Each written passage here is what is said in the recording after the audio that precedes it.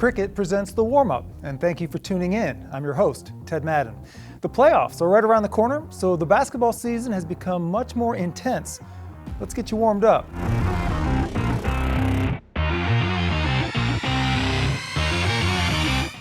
Boys' district schedules have made the turn as teams are starting their second go-around in district play.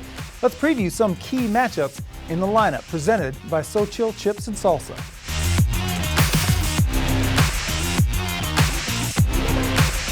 In 14-5A, we got a three-way tie at the top of the district as Forney, Lancaster, and Red Oak were all 5-1 going into this week.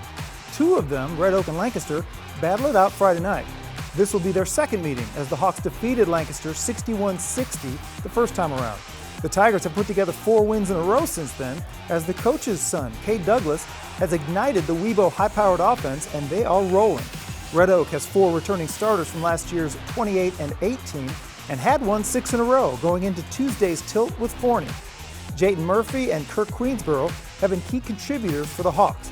This will be a busy week in 14-5A and will certainly get those top 3 teams ready for a difficult road to San Antonio.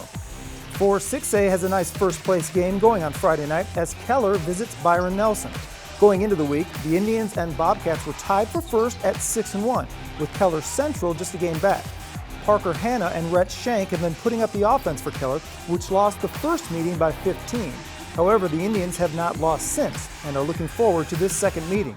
Byron Nelson is, of course, led by former bobblehead winner and Butler commit Finley Bizjack. The senior is putting up nearly 30 a game, and the Bobcat offense runs through him. However, his running mate, Connor Lindsay, is also a consistent bucket getter for Byron Nelson and should not be left alone inside or on the perimeter. This one should attract quite a crowd in Trophy Club. Give yourself a well-deserved treat this winter and get a free Cricket Dream 5G with 5G included when you switch to Cricket. Enjoy the authentic flavors of ancient recipes. So thin, so crisp, so good, so chill. North Texas has a ton of terrific athletes that will be playing at the next level. We catch up with a few of them and talk about their experiences at the high school level and what they expect in college. Here's another great athlete we found on the recruiting trail.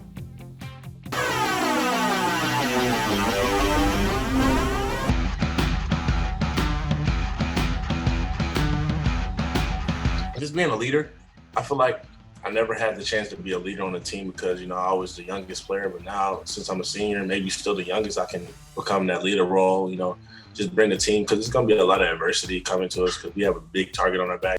But just having that leadership, maybe it might be yelling at them, putting them in check, but still just having that leadership role, I think, is the biggest part.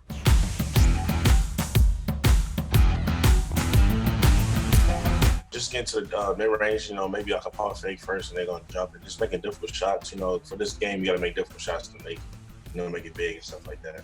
Because I feel like my passing trait is got elite. I know I can pass the ball on all 3 levels. So I think just basically making difficult shots.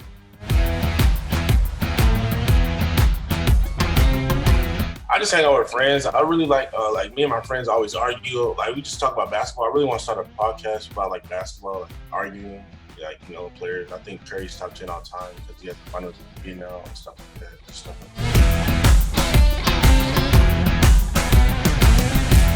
I feel like the packed games, sold out crowds. I feel like that just means that you're doing something well, not just basketball player, but you're a good person in the classroom, which means basically they're drawn to the game. So they're let's go watch him. I think just the packed games just get that feeling.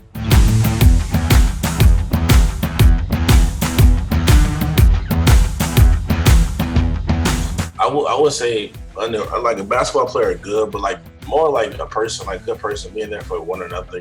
Just saying if somebody always needed help, I always be there for him. Just he was a good person. I know he was arrogant or something like that. Just being a good person. This winter, it's time to unlimit yourself and your family. Switch to Cricket and get 4 lines for $25 each per month, plus nationwide 5G and unlimited data. We can't get to all the big matchups this week, but we do preview a couple more in the hype.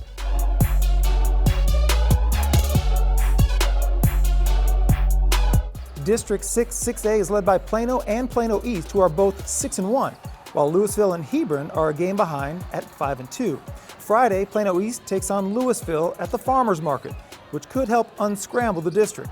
Traylon Green is a player to look out for in this game as he was locked in for the Farmers against Marcus last week. Lewisville lost to the Panthers by 11 on the road, but have been playing really good basketball of late. Plano East got stung in overtime by Plano for their only district loss. Otherwise, they have gone unscathed. Jordan Mizell and Xavier Miller have been making plays for the Panthers as they look to sweep through the second time around in district play. South Oak Cliff faces Woodrow Wilson in an 11 5A battle. Doesn't look like anyone's going to catch Kimball for the district title, but the Golden Bears and the Wildcats are in a nice skirmish for second place. Sock won the first meeting by 5. The Golden Bears are led by Trey Jackson and Keith Richard and always play a pressing defense that leads to easy buckets on the other end. Woodrow gets their buckets from Jackson Townsend and Jamal Tony Black. This should be a good one as 11 5A is getting jumbled up in the middle.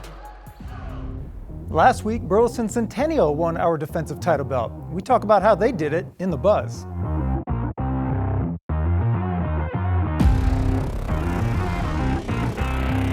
The Spartans needed a big defensive stand in the waning seconds of their game with Mansfield Summit to solidify a 59-58 win. The victory propelled Centennial from number 24 in the state 5A rankings all the way to number 6 this week.